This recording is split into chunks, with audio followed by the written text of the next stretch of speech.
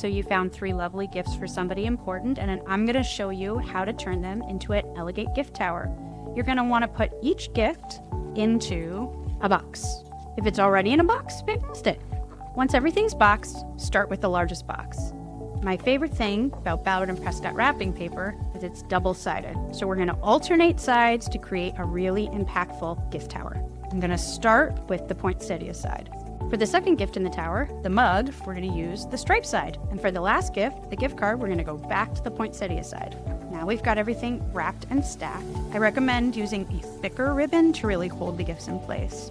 I have a great bow tying tutorial that you can watch. The same process for a gift tower. You just want to make sure all the gifts stay on top of each other. So take your time and readjust as you need to. I like to keep the ribbon on the spool because then I don't waste ribbon and it keeps my workspace a little bit cleaner. I cut now, and I'm going to tie the bow, making sure the gifts are where I want them, and so is the ribbon. There we go. Finger in the middle.